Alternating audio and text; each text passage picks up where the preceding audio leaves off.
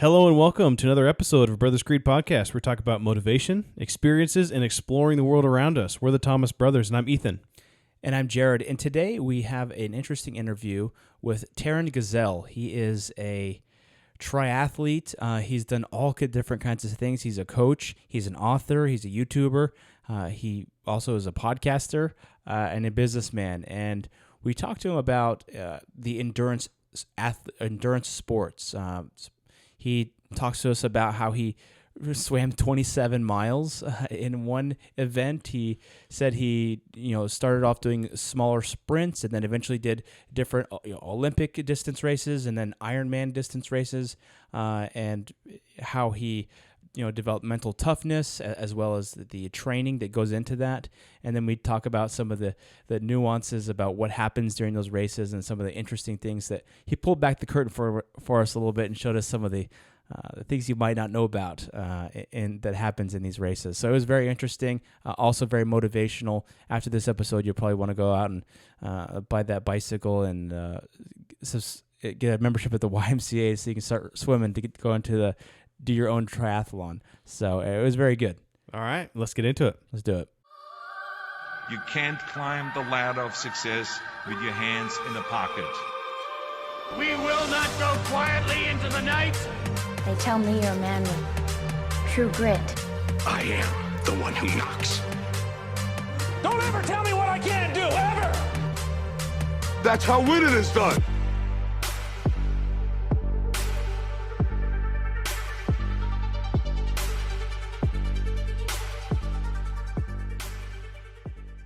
All right, Taren Gesell, thank you for taking your time to meet with us today. Taren, you are an endurance athlete, a trainer, a YouTuber, a podcaster, a businessman. You've got your fingers in a lot of different pots here, and we're really excited to have you on the podcast today. Thanks. I'm excited to do this. We did our podcast for about 2.5 years with my wife and I as co-hosts. And I have never been on somebody else's podcast where there are two co-hosts, and I want to see what all the fuss is about. Oh yeah. Well, we're glad to be your first. How about that? Yes. Well, let me tell you. Ethan and I earlier this year were challenged by one of our listeners to do a kind of it was like a Spartan type run. It was called the Bullfrog, but Bone Frog. Bone Frog, yeah. It actually wasn't that great, but it was about 6 miles, and Ethan and I have both just barely gotten over COVID, and we ran the race, and Ethan did it a little bit better than I did, but I almost died, it felt like, because I was just totally exhausted, and I was like, man, we need to have someone on who knows what they're talking about so that we can prepare better for the next one. So you called Ben Greenfield, and he was busy, and then you got to me. You were our first call. Yeah. Oh, okay. And then Ben was after. Cool. So and that was something that Jared and I did that we really enjoyed, and I got the triathlon bug kind of through COVID, and I haven't done it yet, but I went as far as I got a secondhand bike, and I've got some of the gear, the equipment that you need, and different things like that, and kind of started timing myself on some different things that I some of the different legs of the race and different things like that. And so I had been following you and your YouTube and podcast, just learning as much as I could and just soaking up as much as I could. And I was like, hey, let's reach out to Taren. Let's see if we can't get some professional advice. That's an esteemed word. I appreciate that. Well, I think the best place to start is just, how did you get into doing all this? When did you start getting into endurance sports? I got into it was about 12 years ago now. And I was like everyone else. I didn't own a bike. I couldn't swim. I'd just gone through the don't drown levels 1 through 7 as a kid. I couldn't run, literally couldn't run to the end of the block. But I was trying to be a healthier version of myself and throwing around weights in a gym and thinking I was going to diet like a bodybuilder. And that's what I thought healthy was. But it ended up really banging me up, throwing all those weights around. I tore something in my shoulder one time so bad that I couldn't lift any weights. And I decided just to walk on a treadmill one day because I had to do something. And then I got bored with that. So I intermixed walk on a treadmill one day, bike on the stationary bike the next day. And then that got boring. And then I looked over at the pool and started going between treadmill, stationary bike, pool. And I was just total crap at all of them. But after a couple of weeks, I went, this is kind of interesting, because every time I start, I don't know really how the workout's going to go. And that little bit of fear and anxiousness is what felt really exciting to me, because there are very few times in your life that you're actually presented with a challenge that you don't know if you're going to be able to actually accomplish it. And lifting weights didn't do that for me. Work didn't really do that for me, but triathlon, and I didn't really know I was going to be a triathlete, but endurance sports did that for me. And after my first race, which was like as bad as it could go, felt awful for every 43 minutes of it, it was still really exciting. So I was hooked right from that first race. Was the first one just a sprint? Even shorter. It was like a half a sprint. It was a try. So it was a 300-meter swim and a 13K bike and a 3K run, which I look at now as barely even a warm-up. Yeah. And I remember the night before the race, I was out at a function saying, oh, I've got to go home early. I've got a triathlon in the morning. And people went, whoa, a triathlon? No way. Tell me how long it is. And I went, get this, a 300-meter swim. And people were like, no way. And I'm like, I know, I'm superhuman, right? So, yeah, like, and that's the thing that I really believe with everyone out there, whether it's a 6K Spartan race or the Beast or a 100-mile race or a sprint triathlon, like, it's scary to all of us, and it's intimidating to all of us, and it's challenging to all of us. So I really don't care how far people are going, as long as they're getting that little bit of butterflies when they come up to the start line and they're pushing themselves into a point that is a little bit exciting and scary and daring. Like, that's where we find out what we're made of. Yeah. Yeah. It's kind of like before the big game, you know, I played sports all through high school and stuff, and had different races or sports, different things. You get to the right before the game, you're like, oh, I can go to the bathroom. Yeah. That's like, nervous. Yeah. You get this, like, you just get nervous, and that excitement, right? I mean, not the whole going to the bathroom part, but just the excitement of it is just exciting in general. Yeah. Like I always say the nervous peas, they're the best. And I was a competitive curler in my younger days up until about 5-6 years ago. And even that, when I got to being like world ranked and curling in the biggest events in the world that were on TV, I didn't get the nervous peas, because like, you've gone through it so many times that if you're still nervous coming into that game, it's probably not a good thing. But endurance sports is kind of one of those things that you can be nervous, and sort of the point is to be nervous. So it was more fulfilling. Like, I was ditching out on curling practice to go for a run or a bike, because it always had that aspect of like giving me a nervous pee. Like, I know exactly what you're talking about. I think everybody knows. Well, I hope that everybody knows that feeling, just because it's a cool feeling. It's like you put yourself a little bit out of that comfort zone, and you know, that comfort zone of whether it's sitting on the couch or in front of the computer, or you know, or even just not doing physical activity. It's just like you kind of going into something, you're like, this is going to be hard, and I'm gonna have to push myself, and it's exciting. What was that in the movie Creed? He's like about to go out to the fight. I think this is in the first movie, and he's like, "Take my gloves off," and they're like, "Why?" And he's like, "I gotta take a crap. I gotta go to the bathroom." Yeah. Take my gloves off. I haven't had to take a nervous crap, but nervous for sure. Like the barometer that I really like to set for people with things like this is like, set a goal that you think you've got maybe a 50-50 shot of actually doing it. And that's going to motivate the hell out of you to actually try to train for it.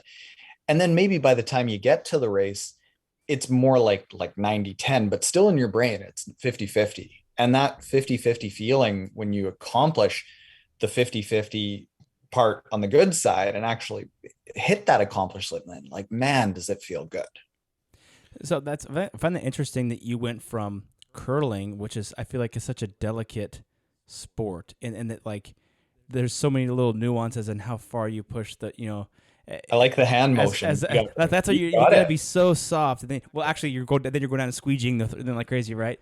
But it's I feel like that's totally different than the endurance sports that you decided to go into. Or do you feel like it's pretty similar? It was similar in the sense that curling taught me how to be good at something. Mm-hmm. And that something was really anything. When I was about 13, 14 or so, I wasn't really a very good curler. I was kind of okay in the local junior league that I was in, but I wasn't good. And I ended up working at a curling club, just cleaning the ice. And whenever there was a sheet to open, I would go and practice. And I got pretty good pretty quickly. And it taught me that you can actually progress at something that maybe you're not naturally good at if you go about, I guess now what's called deliberate practice. That word didn't exist back then, but having deliberate practice and a structure for how you actually get from where you are to where you want to be is relatively easy, as long as you can just get yourself to show up to all the practice and the hard work. But if you can do that, if you can figure out the path between where you are now and where you want to be, you just need to walk it. And I was able to apply that to business school, to becoming a world ranked curler, to moving up from sprint triathlon to marathon swims and Ironman distance races. Like, it's all just putting together those breadcrumbs. So it was similar in that regard, but you're exactly right. It was like in curling, you are trained to be calm, whereas calm doesn't really play a big role in endurance sports. Like, you might look calm on the outside, but on the inside, you're feeling like your eyes are bleeding. You're like, why am I doing this every step? Yeah. From the start to the finish, why am I doing this? I really like that. And it's kind of like those, you were talking about those baby steps and kind of moving up and starting somewhere and training, maybe when you're training for a specific distance, or whether it's a sprint or an Olympic triathlon in this case, you just got to get out and do it. Just put forth the effort and just try it. And I had a friend who wanted to do a triathlon and just felt like, I just get into it. And I think it was an Olympic distance triathlon, and got into it and maybe pushed it a little too hard in the swim, which is what you do first, and got out there and was trying to keep up with the leader of the pack. Had never done it, didn't really train for it at all. And then they got out of the swim, and it was probably, it wasn't even, maybe on the bike like a mile, and then he was like, I'm done. I can't go any further. It was like, I literally, just like heart attack on the side of the road. It's just like, I did not know that. And swimming wasn't his forte, and I think is just maybe didn't train right or push too hard at the beginning. And really, kind of for me personally, my goal is that I want to do in Olympic distance triathlon, but maybe I should start with the sprint, which is significantly less than that.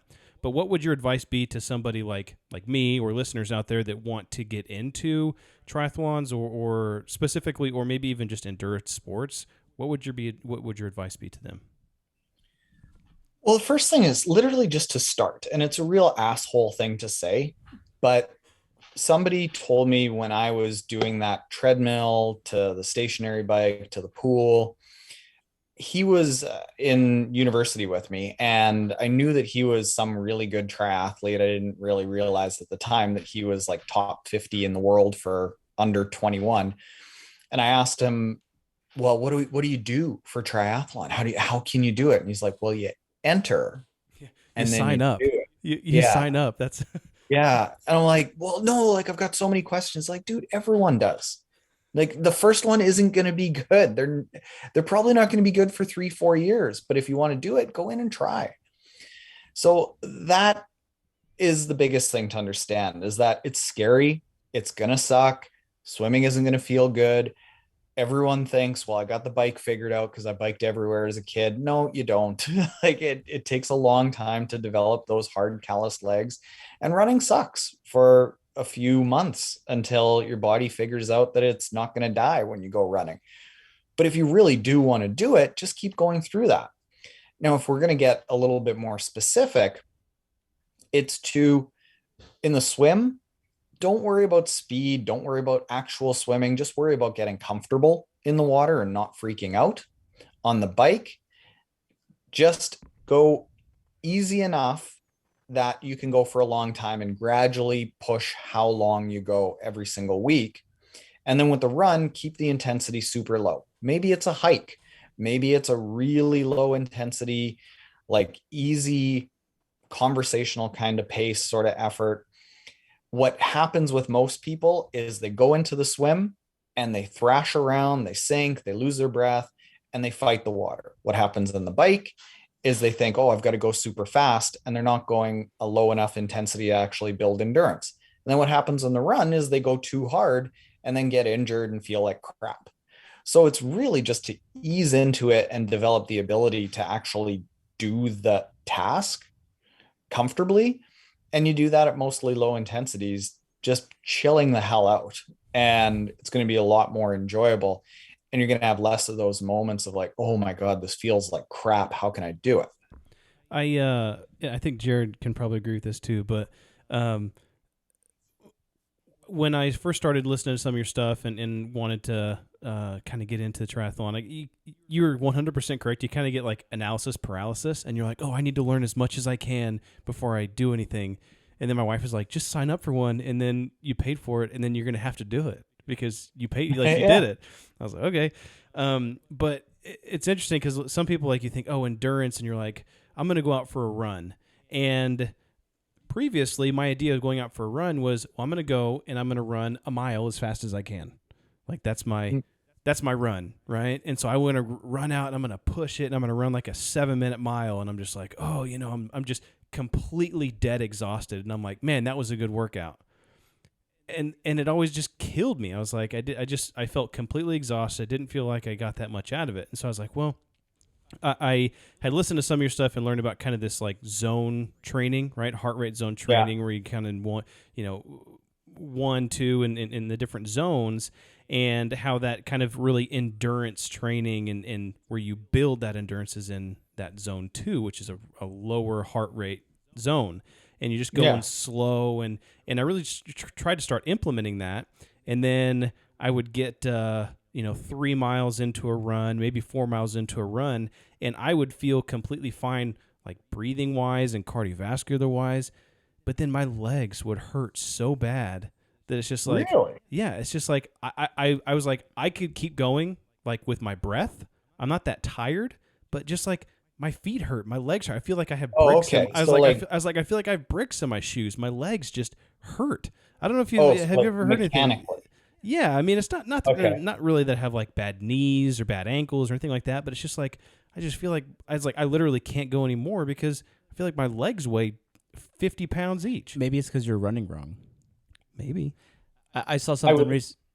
I would say it's probably because most people don't even walk 3 miles a day. Yeah. And here you are putting 7 times your body weight into your feet. It's a new thing. And like it's going to feel like shit.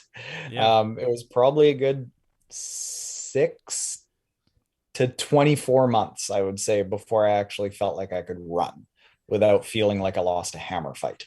Huh. Yeah. Wow. That gives hope, right? I mean, 6 to 24 months, that's terrible. Right? I want it like 6 miles, then I want to be good. Yeah.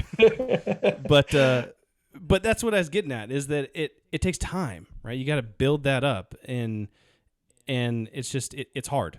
Well, for me, it's like I feel like, I'm watching some stuff about runners and stuff, and looking at some of the mechanics of how you're supposed to run, I realized recently I've been running wrong my whole life. Like whenever I run, I overextend my feet, and apparently when you're running, what I've heard is you're supposed to almost be like gliding, and you're supposed to land your feet like under your hips so that you can pull back. Is that right? So I have not been doing that.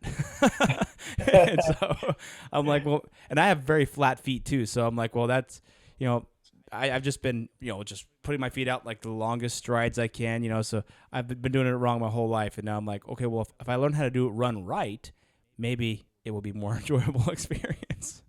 Not at the start, but it'll get there quicker. Yeah. Okay, there you go. I was the same. I had the running shoe store give me the big structured motion control shoes, and all it incentivized me to do was like stomp harder on my feet and put my feet way out in front of me because, oh, I got this big shoe that's going to All absorb this the blow. padding, yeah. Yeah, this huge amount of padding. Perfect. Well, the running store person said I needed them and that they're the best. So yeah, $200 says they're right. And it was that like 20, it was 6 months before I actually started feeling like I'm not going to die, but it was a good 24 months until I figured out what you're talking about. And then when I learned, oh, you should be more like, yeah, gliding, almost like bouncing from one foot to the next, landing under your center of your mass. So yeah, under your hip. Then I had to relearn how to run, and it's all a whole bunch of new muscles, mostly in your lower leg and your calf. And then my legs were on fire, like freaking fire, learning how to do that because they hadn't been used in 28 years because they'd been in shoes, in these big fancy shoes. So yeah, there's so much that we're just taken away from like our natural way of moving and our natural way of exercising, that when it comes time for you guys or me to actually take up a Spartan race or triathlon or whatever it is, it's so much harder for us because society has kind of buggered us up. And then as adults, like, all right, here, go move like you were evolved to move. Like, oh geez, kind of forgot how to do that. Yeah, it's like you sit at a desk all day, every day, and then it's just like you just kind of atrophy and your hips start to hurt and everything else. And just that getting up and moving around is extremely beneficial. Yeah. Yeah. And it's going to feel like hell at the start because, like you say, with the sitting at a desk, that shortens the front of your body, your hip flexors, your chest, that all gets tight. And then everything in your back, your butt, your glutes, your lats, all of those stabilizer muscles, those are all almost asleep and turned off, don't really know how to fire. And then it's like, all right, go and do something that's supposed to be glute centric and go for a run. Like, well, I haven't used that besides just sitting on my ass for the last, in my case, like 28 years. And yeah, it's painful. It sucks. No wonder it hurts because we're just not wired for it anymore. Mm-hmm. Now, one of the things you mentioned earlier was, you know, in regard to like motivation and kind of setting that goal for yourself. You said, you know, do something that you're not totally sure that you might be able to even do. Like, you know, there's 50% chance you might not be able to do it. Have you ever, obviously, you sounds like you've probably done that yourself. Have you ever gone into a race and you just were like, this is not what happening today? Not so much with a race. I took a very calculated approach to building up races, where I spent quite a number of years focusing on sprint races before I started building up. And that focus on sprint races took away a ton of variables. So that I could really just learn how to train. Mm-hmm. So anytime I jumped up a distance in race, it was fairly manageable. I didn't really know how the day was going to go, but I knew that I would be able to complete the day. There was, however, a couple of marathon swims that I specifically chose these marathon swims because I didn't know if I would be able to complete it. And the first one was in 2014. I decided to swim 27 kilometers, roughly about 15 or 16 miles in open water, nonstop. Ocean or lake? Lake. Okay. And it was something that I jumped in the water and legitimately didn't know if I was going to be able to finish, and ended up finishing. And then I did it again about 3 years later with a 37 kilometer, roughly about 22, 23 mile open water river swim through our entire city. And I think it's still to this day the longest open water swim in Manitoba history. But when we did that, there were three of us that did it. One didn't finish, and it was the fittest guy of the three of us. And even though all three of us had done big open water swims before, you still show up on that day with something like that, not knowing if you're going to finish. We'd all done the training. we'd all accomplished big open water swims before, but yeah, one guy had to pull out and then he had to come back 3 months later and do it again. But yeah, those both were ones that were like, shit, like you, like 2 weeks ahead of time, starting to lose sleep about it, like wondering if I can possibly do it. And that is yeah, so far. That is a long ways. Really it's far. a long, yeah, it's a long day. It was super I would just be long. like backstroking just like half the time and just like, okay, stay alive. Yeah, see, that's the thing. We all did them in wetsuits. And when you do the training for an open water swim like that and you get to the day, it essentially feels like a walk. And if you went for a 9-hour walk, you'd feel about the same as that 9-hour swim that I did. The thing is, you just got to train your body to swim so much and just eat throughout the day completely. So it's like, I could have done it for 3 days, but How did you it eat just in so the happened water? that it was 9 Did you have like stopping points, or how did you? We would stop every 30 minutes. We had support boats and they would stop every 30 minutes and just kind of come in front of us so that we knew it was time to eat. And they'd hand us some food, take some food, chill out for a few seconds, keep going. Were you just treading water, or could you like rest on the boat? You could rest on the boat because it wasn't, the second we put on wetsuits, it wasn't an official open water swim. So you could put your hands on the boats, but we didn't want to be like total jerks. There was, however, talking about the nervous poops. So this is a funny story. So the second open water swim, the 2 guys that I was with were way better swimmers than me. They swam ahead of me because it was so cold. They couldn't wait for me when we'd meet up every 30 minutes. So they swam ahead of me and they were about 40 minutes ahead of me at one point. And one of the guys, he goes, geez, I gotta poop.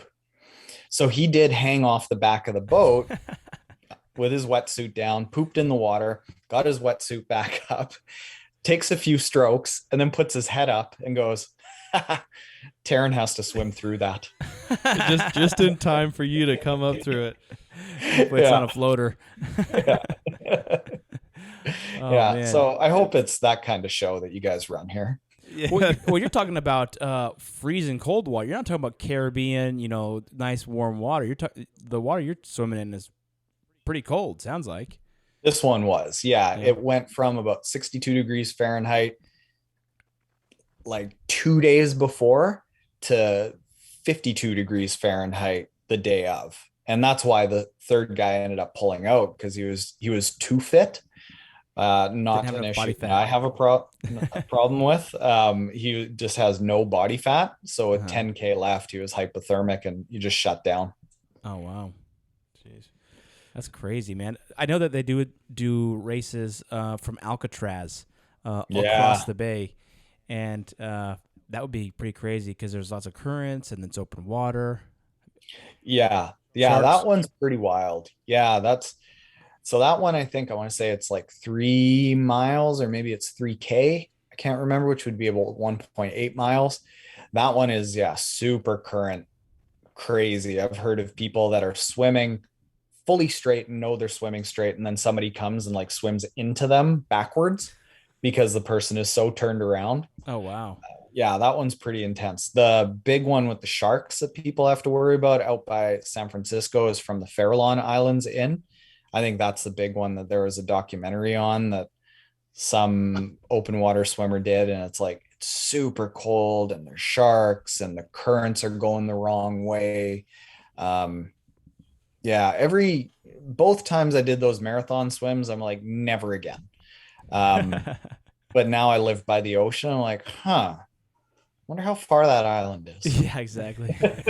Like, don't think about it. Don't even measure it. Bring a support boat and just see if you can do it. Yeah. Did you hear about the guy that went off the coast of Miami and he went inside one of those bubbles, one of those inflatable bubbles, and he like tried to make his way to Cuba or something like that, or across I think it was actually across the Atlantic, but he only made it like 2 or 3 miles out. Then he had to stop because the Coast Guard picked him up. No way. So he was in one of those inflatable like running bubbles? Or Yeah. It was he wasn't swimming. It was an inflatable running bubble. So he was so he's, inside like, of it, and running he was and like trying to running, spin like a but like the hamster? wind was blowing, and he got way off course, and then they had to call the Coast Guard to come and get him. You do not pick up women doing that, being that guy. I think he was married. His wife was like, "See you later." Yeah, she probably dropped him off and said, "Please don't come back." Yeah, I don't even want to be associated with you. Bye. So you've done a lot of these different races and endurance events. Do you have any like pre-race or pre-game rituals that you do? Not really. No. Like I have a routine that I try to eat 4 hours before the race. I'm a world-class peer and have kind of got my eating routine into a place that I have to go to the bathroom a lot before the race, not because it's nervous, but because I'm like, I got to get it all out before I start. So it's like 4 hours of eat and then spend the next 4 hours kind of just lazing around, waiting for the race to start, going in and out of the porta potty a bunch of times. Yeah, not much more impressive than that. What do you eat for what is like that energy filled breakfast that you're eating before you go I always have an overnight oat mixture with UCAN powder. UCAN it's a really modified corn that ends up making this carb actually digest super slow, like a protein almost. So it's still a carb, but you don't get like a big blood sugar spike and then a crash after. So the complex carbs from the oatmeal and then the UCAN, you get like 8 hours worth of energy from that. And I still do have the race energy, but I just don't want to start the day with like a bam bunch of honey and like shoot my blood sugar up and then be crashing before the race has even started. Yeah. That's awesome. It's kind of cool just to listen to someone who's had a bunch of these different experiences, and just I'm sure that you've had tons of stories and seen some pretty interesting things along some of these races that you've done. Whether it's, I don't know if you've ever seen anybody crash on bikes or anybody that's gotten in trouble while they were swimming and cramped up and needed help, or have you ever seen any kind of emergency or anything while you're out on a race? The emergencies were more like bodily functions. We're really focusing on bodily functions here today. I'm super glad about that because I love a good bathroom joke. So one of my best friends, who wasn't a best friend at the time, he was in a race with me.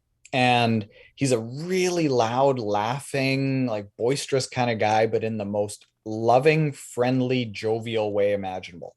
His name is Dave Lipshin, and everyone just knows him as Super Dave. And if anyone ever has the opportunity to meet Super Dave, meet Super Dave. He's just a brilliant human. So I'm in a race and I hear somebody laughing in behind me. Ha, ha, ha, ha, ha, ha, ha, ha. And he comes up and he's having a red gel, and I didn't know him. And he just goes, "Hey man, I'm having a red gel. I'm going to be ripping into T2. Come on with me." And I'm like, okay, I don't know you, but sure, let's do it. And then he just flies into T2. He's ahead of me. He gets off the bike, goes onto the run. And the whole time he's just giggling and laughing because that's the kind of guy that he is. And I'm like, holy geez, this guy is like, he doesn't have a care in the world. He's the most amazing triathlete ever. So he runs into the run course around a bush, and I come out and I'm like, oh man, I got to follow this guy. He really knows what he's doing. I turn the corner and there he is throwing up. Oh gosh. And he's like, oh, it's the red gel. Oh, I told you it was good. Oh, the laughing covers up the sound of the cries. The laugh, yeah. And I passed him. I was like, whoa, that just got real. And he wiped his mouth and ran the race, finished fourth. So there was that. And then in Challenge Roth, which was an Ironman distance race, it was the first Ironman I'd done. And I'd heard about how everyone in Ironman has GI issues and bathroom issues. And you hear people doing like the walk of shame with poop running down their legs. Oh my gosh. Well, it's a long race. I mean, you do an Ironman, that's going to take, what's typical hours for that? Yeah, like 11 to 12 hours for Yeah, most I mean, people on average. So yeah, you got to go. Huh. And you're exercising and you're eating, so bad things happen. And I thought it was like You're the eating odd gel. thing here or there with, yeah, like maybe the odd red gel issue. And I started the run and like 3 kilometers in, so we're talking like 15 minutes into the run, it was like a scene from Platoon. Just like people keeled over, people throwing up everywhere, people running out of the bushes, getting like their tri suit back on because they had to go poop themselves. And it was like every 40 seconds there was something like Oh, this. wow. I had Yeah. no idea that this was what Ironman was. I had a relatively good day, and didn't have any issues like that. So it was 3.5 hours of me running through carnage, just absolute a sea of carnage of people on the side of the road. And that's the sport that we love. yeah. Yeah. You know, it's kind of weird for listeners and stuff. They might be like, yeah, it's kind of weird to talk about, but it's actually really cool because you get to see like the intricacies of, they don't show that stuff on TV. I never knew that was No. a thing. Yeah, and so you get like this insider view of something like that, and that kind of goes to the next point of it's difficult. There's all these different things that you have to try to key in your diet so that you're going eating enough fiber and stuff like that before the race so that you're going but not too much. You're going in the race. I mean, there's like a whole science to building this entire athlete and this entire experience, which I think is awesome. Yeah.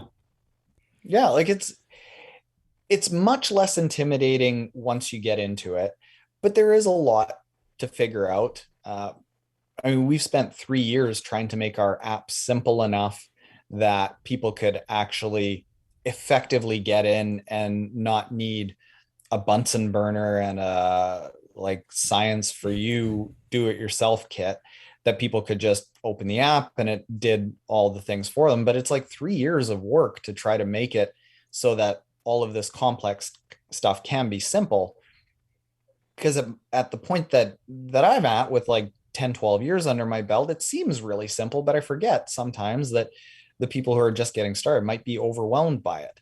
So with our books, with our podcast, with our YouTube channel, with our app, we're trying to take all these things that are super complicated, make them simple to avoid some, maybe not all, of the disasters, because it is a hard thing to do. Like, even if you know what you're doing, there can be disasters. Even pros have just awful, awful moments. People that set world records feel like they're going to die throughout it and want to drop out of the race. Yeah. And that's okay. And that kind of leads to my next question is, how do you and other endurance athletes build that mental toughness to take you through the race? I mean, what are you thinking about? What is keeping you? I mean, mental toughness is probably the majority of the fight there. When everything hurts, when you feel like you're going to die, how do you keep going? It's easier to get to the finish line than it is to go home. A lot of the mental toughness is built in the training. If you've done the training well, there were runs when I was training for my first Ironman that, or actually we'll back it up and say the swims, the marathon swims that I did, because this is a much easier example. Going through the average masters swim, like adult swim groups that are 60 minutes long, you get 20 minutes into it and you're like, oh my God, I don't want to go for another 40 minutes. This is really hard. A 60-minute swim feels like a lot. And then maybe you join a really super duper masters swim group and it's like 90-minute swims. And my God, do those feel crazy long. Well, when I started training for those marathon swims, 90 minutes felt like a really, really long swim. But by the time we had got to the marathon swim, 90 minutes was actually our cool down. That was our cool down, a relaxed 90 minutes to cool down from the first 4 hours of swimming. And there's actually a clip in our YouTube video where we did the 37-kilometer swim, where my friend Jacques was talking to my friend Pat, who was the guy that was thinking about pulling out and did end up pulling out. And Jacques said to Pat, just 10K left. And Pat actually went, okay, 10K, got it. As if like that was nothing. So the training just, it really changes your mindset for what hard is. And you should be getting to a race, yeah, maybe a little bit apprehensive, but not so unprepared that actually doing the task is hard.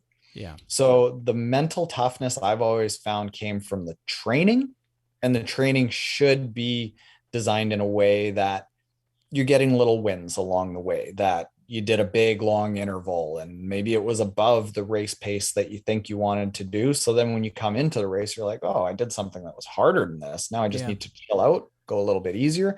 Yeah. I've always found by the time I got to the race was kind of just like the cherry on top, that the hard work was actually in the training.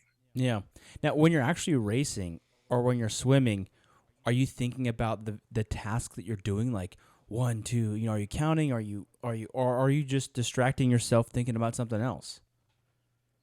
There's a lot of counting. Yeah. There's a lot of counting in the marathon swims. I counted to 10, 5,000 times. Is that the number of strokes until you take a breath, or is that? I don't know. I Oh, I just wanted to do something. Uh-huh. Same within the marathon run of the Ironman that I did. In the shorter distance races, it's more like your brain is much more concerned with riding the fine line of fast enough, but not so fast that you're going to blow up. So it's this constant every 10 seconds, this little calculation of, okay, can I do this? Can I not do this? Do I need a little bit of like Coke or Red Bull to keep me going? But then that gets a little bit dicey because then you get on the Red Bull train. You got to always stay on the Red Bull train so you don't crash. So like every 10 seconds, it's that riding that fine line of blowing up. The longer, I would say 6+ hour kind of races, those are much, much more controlled. And it is more like just kind of going through the motions slow enough that you aren't going to slow down. That's awesome. And I like what you said too about that the training is really where you learn to suffer through the majority of that, so that when you get to the day, it's you've done it before. It's almost like it's not going to be this thing that's this big scary beast, because you already know that beast because you've already trained for it, you've already practiced it. How has thinking about that, and I think that can be applied to more than just like physical training and endurance, how has endurance training and competing made you a better version of yourself? That's actually a really interesting question, because every single morning I do some journaling. And one of the things that I journal every single day, it's the only thing that's consistently written the same way every single day, is that I want our business to help 5,000 athletes that are using our app be better versions of themselves every single day. And then the second part is through the structure and health that endurance sports provides. And the structure is a big thing, because the structure of a well-designed training plan, it's supplemental to your life. It's not grinding. It's not beating you down. It's not beating you up so that you're always sore. It makes you feel more rejuvenated, more alive, more challenged, so that you're building little bits of confidence where you're accomplishing workouts that maybe you didn't think that you could do. And then you go and do it. And then all of a sudden you're a little bit more confident. And in my case, that allowed me to start a business. That allowed me to leave a job that I wasn't happy with. That allowed me to take a lot more risks that I didn't think I would have 10 years ago. And then the health side of it is that a well-designed training plan does make you healthier. It makes you better balanced. It makes your mental health a little bit better. There needs to be a really big caveat to that, that a poorly designed training plan can do the exact opposite and beat you up and make you feel shitty and lead to bad mental health issues and bad digestive health issues. And bad musculoskeletal health, and like it can do the exact opposite of what most people are trying to do.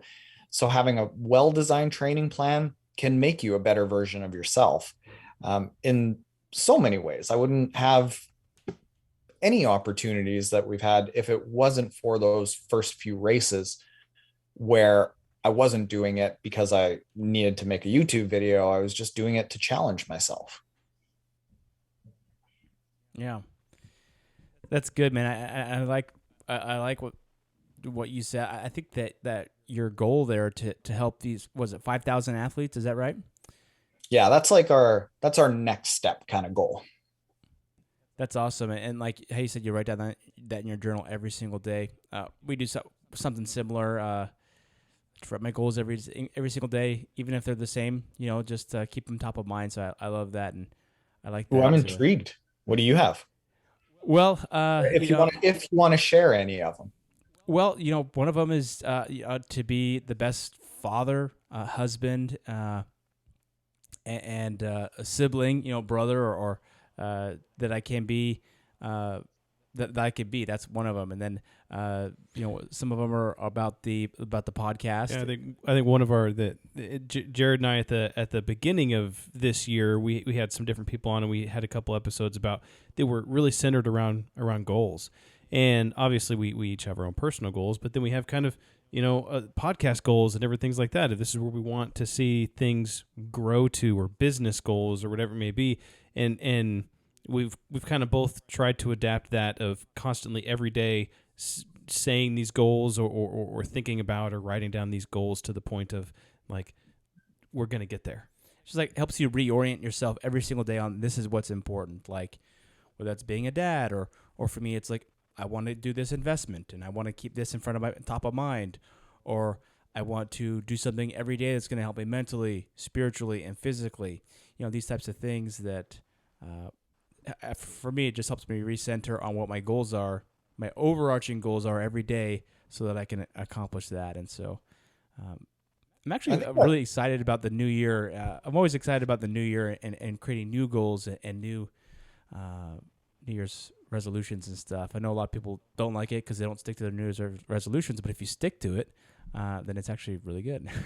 Yeah, I think it's important to do both. I think New Year's resolutions are great, but if it's the only time you actually do some introspective work, like good luck actually reaching those goals. But if, like you say, you're writing things down in your journal and 20 pages back, you've got your New Year's resolution, then it's easier to check in.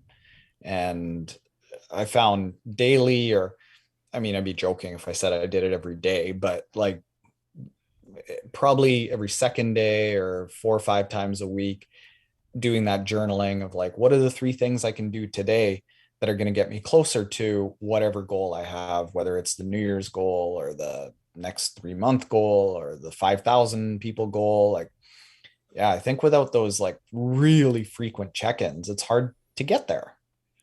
Yeah, in fact, for me, I have a planner, and in my planner, I printed off like a checklist of every single week of the entire year, and of each week of the things that I want to do that week. And then I have weekly goals, and then I have monthly goals, like 4 or 5 monthly goals, and then I have quarterly goals, and then so every month I'm just like, okay, what did I get these things done this month? And if it's like 2 weeks before, like a week before the end of the month, I'm like, oh, I need to do these things. I need to spend time with my kids, like do a special night with each of my kids. I need to, do this or try to network with, like one of my ones is like network with someone new every month. So I'm like, oh, I got to find someone, to do this. So yeah, it's written down. I have to do it. Exactly. Yeah. Well, and the podcast kind of helps with that too, because it encourages us to reach out and to meet tons of new people. Yeah, which is podcasts are the best. Hey, I always it's a great selfish excuse.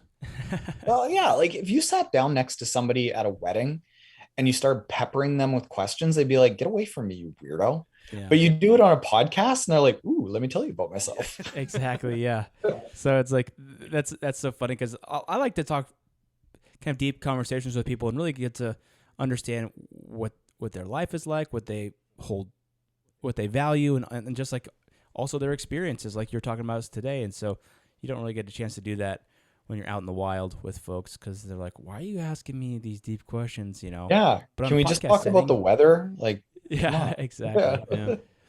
Yeah. So Taren, tell us a little bit about Taren's MOTTIV method. Yeah, so our MOTTIV method is based on the belief that every person deserves the ability to challenge themselves in a healthy, balanced way that makes them a better version of themselves without the detrimental effects commonly associated with doing so, and without having to go through a gatekeeper. Because historically, it's been like, well, you have to go and join a club, or you've got to get a coach, and these things cost a lot of money and it's a big impediment. We want to build products and services that allow people to do it themselves. So if they say, hey, I want to run an ultra, but I don't want to talk to anyone because that's going to put myself out there and I don't have thousands of dollars to do it, we want to create products for those people. The healthy and balanced approach, the MOTTIV method, is based on 4 principles, and it's to go long, be strong, enhance your systems, and enhance your mind. So just building on those, going long, that's doing those things that challenge you, that you're not quite certain of, because that fear builds structure, and then that structure builds health. The be strong is that the only thing that is universal in all aspects of athleticism, whether it's endurance sports or football or badminton or curling, is that your body needs to be strong to withstand life. And this is something that's really ignored in a lot of sports, that strength training is kind of like this thing that you maybe do if you really want to step it up. No, I think everyone needs to do strength training. And then enhancing your systems is making sure that you're not doing endurance training that is detrimental to your digestive system or detrimental to your hormonal system. You can design these things in a way that really damages all of these other systems and only makes your heart and lungs healthy. But we want to actually design our training in a way that is supplemental, that people are getting healthier, like truly healthier from their training. And then the enhance your mind is, again, you can design training by setting goals and beating yourself up in such a way that it isn't actually good for your mental health, that people just end up in a terrible situation with their mental health. But you can actually, just with some really small changes, design your training in a way that it enhances your mental health and it's supplemental to your life. And that's really what we want, that you can challenge yourself without being a broken, injured 40-something-year-old that never wants to do it again. We all want to be healthier. We all want to be studly and healthy when we're 80 years old. And I think how we approach things is very different than the traditional culture that endurance sports has been created around, about nothing but suffering and wanting it bad enough to get up at 3 a.m. And like, these things are not good for people's health mentally or physically. And we want to change that. I love the vision. I love the vision of it's brutal, but it can be fun. It can be beneficial. It can be healthy, right? To push yourself. And you know, I like the vision. I like the method. Yeah, we have a couple of athletes that are on our website, that they're in our podcasts. We feature them on our ambassador sign up page. Kevin and Lauren from our triathlon journey on Instagram, they're not elite athletes.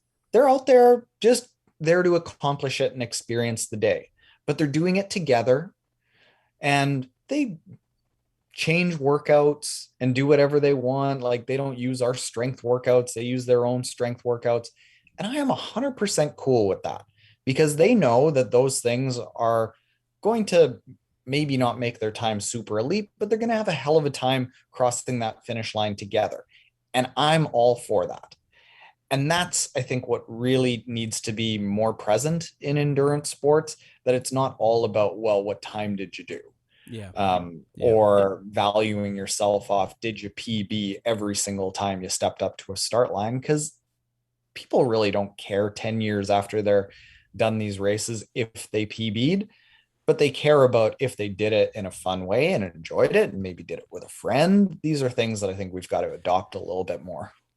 Well, I think kind of what you said at the beginning, that, you know, when you did the initial triathlon you did, you told somebody that you're doing a triathlon, and they were like, "Oh, how far is it?" "Oh, 300-meter swim." And they're like, "Whoa," you know. A lot of people don't know. I mean, it's not like, "Oh, well, how long did you do it in?" or whatever. It's, I guess maybe the layman is just kind of like, "Oh, awesome, you finished? Oh, congratulations." You know, it's almost like an accomplishment, not so much about the specific timing of it. Yeah. Well, I'll ask you guys, do you have any idea what my half Ironman personal best time is? I glanced at your YouTube About Me page, and so it was on there. I think it was, I don't know. I'm not trying to remember which ones were which, because I saw Olympic and then you had Ironman right next to it. I don't know. Was it like 4 hours and something? 4 hours and there you 30 go. minutes or something? Okay, so here's a good example. I spent 1 year killing myself to go from a 4:36 personal best to a 4:28. You don't know. And nobody knows. Like, I know. You're like 8 minutes, you know? But nobody cares. and really, do I care? Like, if that's the fastest time that I do I care that it's 8 minutes faster? Not really. Yeah. Well, you did then. It motivated you probably. I really did then, but it was also a year that really undid my health because I pushed so hard for those 8 minutes. And I think that sort of thing needs to stop, where people are willing to sacrifice all their body systems for 8 friggin' minutes that nobody else really cares about. Yeah. Unless you're getting paid millions of dollars to do it. Yeah. Unless this is your job, which in my case, it actually is.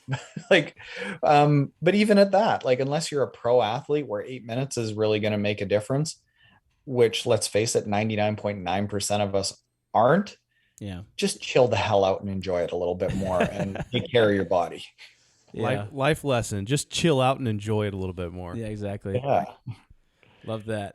Well, hey, speaking of life lessons here, we're kind of nearing towards the end here, but before we let you go, we want to ask you a question that we ask all of our guests, and that's about their personal creed. A personal creed is a set of beliefs that guide someone's actions. This could be, obviously your creed is it can be large, and there's lots of aspects to it, but we ask you to share a piece of that, maybe a mantra or a quote or some kind of life advice with us in our audience that you live by. It's changed a lot in the last few years. It used to be to really challenge yourself, really push yourself to see what you're made of. And having gone through that tough time of, yes, I was doing faster times as an endurance athlete 2 years ago than I'll probably ever do, but I was doing it to the detriment of my overall health. And really, when I look back on it, it wasn't worth it. I could have gone into those races and been just as happy accomplishing the race 20 minutes slower, 10 minutes slower, and being a lot healthier for it. Maybe doing it with a friend, doing it in a more balanced way. And that's sort of the biggest thing that I want to impart to anyone who is approaching endurance sports in any sort of fashion. Besides a pro who has to make their living at it, we should all be approaching it with a very balanced focus. And I think that we should approach life with a balanced focus. I think that we should balance it with, as you say, spirituality, with whatever that means for you, your family, with your overall health, with your work, that all of these things need to be in balance. And when things start getting out of balance, it's never going to be good for you. Nobody ever sits on their deathbed, and it's very cliche to use this as an example, but nobody says, I wish I worked harder. Nobody says, I wish I went faster in that half marathon. Nobody says, I wish I had bigger biceps. They say, I wish I had a better relationship with my family, or was more connected to myself spiritually and more present. And I think we have to really, really take this not just as a cliche, but as fact. We knew this hundreds of years ago, and we've got away from it in the last couple centuries. Yeah. I think that when thinking about like on your deathbed, I think a lot of people might think that, I don't want to leave anything on the table. Kind of, I want to just give it all out. But like I like your message is that like give it out in a balanced way. Don't give it out so much that you're unbalanced in other areas of your life, because then you'll be like, oh yeah, I shaved 8 minutes off that Ironman, but I didn't get to spend time with my wife or with my kids, or I didn't go to that Christmas party that I wanted to go to. And so being unbalanced is where you just, you get off kilter. I like that message. Yeah. Or even like, I made $1 billion, but at the detriment of my family. Or it could be, it could be the exact opposite of that. It didn't provide my family with enough of a legacy because I was lazy or whatever else. And so I love that idea of balance, and everything has its place, and has its distance of what personally you can do. So, well, I want to use just a practical example that I think people really need to think about, that I think about a lot. Let's say our app, for example, is successful. Yeah. And we could, on the one hand, sell our app for, let's just say, like $40 million. Our current shareholders make some money. I make good money, but it's not like getting on the cover of Forbes magazine kind of money. It's just very much like, hey, this is life-changing money to the people who are involved in it. And it means that we did a good thing for our customers, but we're not all getting like screw everyone kind of money. Yeah. But in the end, like, who is that screw everyone kind of money for? If to do it, you have to work so much harder and take on so much more risk and so much more stress, is it really worth it? Yeah. And I think the general culture is to go out of balance with all of these things. And it's not enough to have a nicely successful business that maybe you sell for a few $1 million, and maybe you just make a nice living for yourself. You have to be on the frigging cover of Forbes magazine or it doesn't count. Mm-hmm. And that means that there's like one person every single year. There's one Zuckerberg or one Elon Musk that wins and everyone else is a loser. Like that's such a strange thing. I think just with that as an example, we've got to take a look at like, maybe enough is enough for us. And I think balanced and a healthy approach and making sure that everything is supported is how we need to look at life. Couldn't agree more. Yeah, love that. So Taren, where can our listeners find you? What is the best path to direct them to be able to find your content?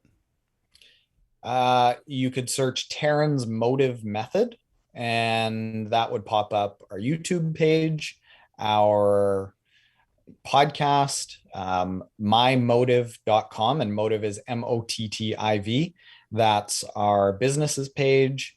Or if you want to go a little bit old school, we've kind of gone away from this because we've broadened out to more balance in all endurance sports. Triathlon Taren, pretty much anywhere will pop up. But I'm just not using that handle anymore. So if you know that you're looking for Taren's MOTTIV method, but searching for Triathlon Taren, I'll still probably pop up. If you type it in Google, you can't miss it. Yeah. Fortunately, I didn't have to fight for Taren. It's not like I was Triathlon Steve or Triathlon Carl. Like, John Smith Triathlon. Yeah. And we'll definitely link those, your website and your YouTube channel, which has so many great videos, by the way, for anybody trying to get into the space or just building mental toughness or what have you. We'll put those in the show notes. But, wanted to say, Taren, thank you so much for coming on the show today. We really appreciate it. You've shared some great insights with us, and you've motivated me to maybe see what kind of options there are around this area to do a triathlon, or at least maybe a biathlon, something like that. So, thanks for having me, guys. This was fun. Yeah. All right. Well, everybody listening out there, Taren, you and us as well. Let's build that creed together. All right. Thanks, Taren. Thanks, guys.